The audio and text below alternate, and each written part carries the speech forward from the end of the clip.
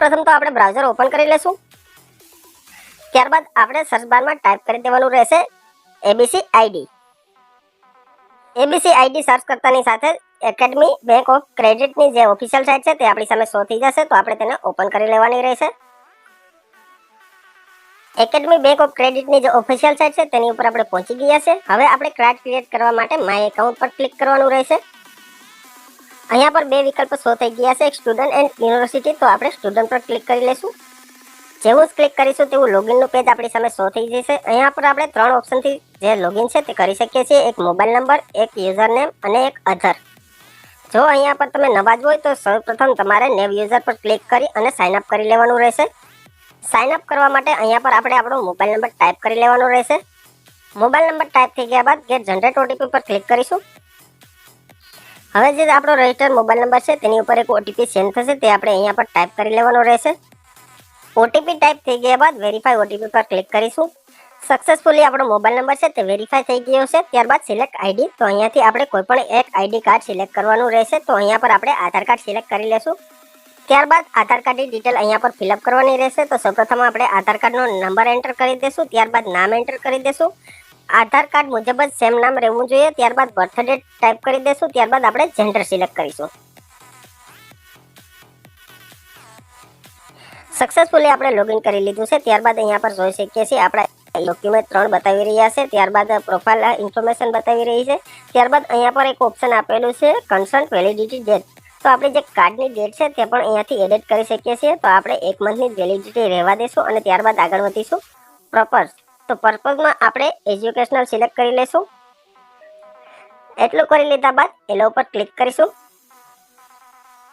ત્યારબાદ અહીંયા પર સિલેક્ટ આઈડી કાર્ડનું ઓપ્શન આપેલું છે, ત્યાં આપણે આધાર સિલેક્ટ કરી લેશું અને પ્રોસીડ વિથ ઈ-કેવાયસી પર ક્લિક કરીશું।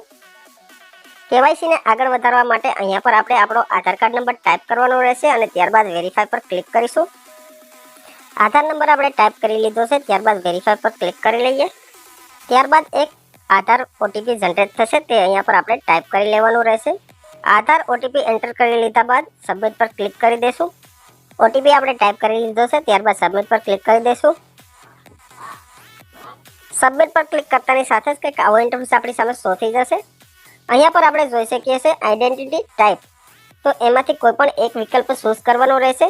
જો તમે સ્કૂલ અથવા કોલેજમાં અભ્યાસ કરતા હોય તો તમારે રોલ નંબર અથવા તો રજિસ્ટર નંબર અથવા તો એનરોલમેન્ટ નંબર તમે એડ કરી શકો છો। અને જો તમે નવું જ એડમિશન મેળવવા માંગતા હોય અને તમારે એબીસી આઈડીની જરૂરિયાત પડી હોય તો આપણે અહીંયા પર ન્યૂ એડમિશન સિલેક્ટ કરી લેશું।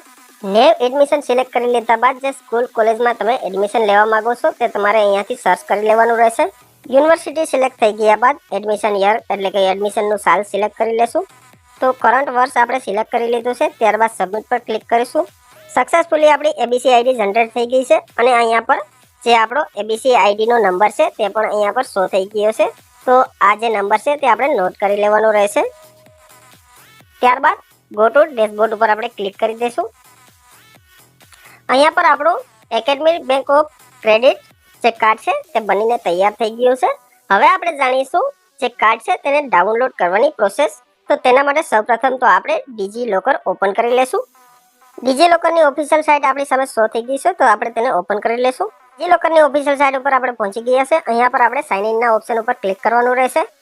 અહીંયા પર આપણે મોબાઈલ નંબર અથવા તો આધાર અથવા યુઝર નેમથી લોગિન કરી શકીએ છીએ, તો ફટાફટ આપણે લોગિન કરી લઈએ। વેરીફાઈ ઓટીપી આપણો સેન્ડ થઈ ગયો છે, ત્યારબાદ આપણે તે અહીંયા પર ટાઈપ કરી લેવાનો રહેશે। ત્યારબાદ સબમિટ પર ક્લિક કરી દઈશું। સક્સેસફુલી આપણે ડિજીલોકરમાં લોગિન કરી લીધું છે। ત્યારબાદ અહીંયા પર જોઈ શકીએ છીએ આપણા ડોક્યુમેન્ટ શો થઈ ગયા છે। તો અહીંયાથી એકેડમી બેંક ઓફ ક્રેડિટનું જે ઓપ્શન છે તેની ઉપર આપણે ક્લિક કરીશું। ક્લિક કરતાની સાથે જ આપણું academy bank of credit ABC card show થઈ ગયું છે અને તેની પીડીએફ અહીંયાથી આપણે ડાઉનલોડ કરી શકીએ છીએ। તો આ વિડીયોમાં આટલું જ। હવે મળીશું નેક્સ્ટ વિડીયોમાં નવી જ માહિતી સાથે। Thank you friend.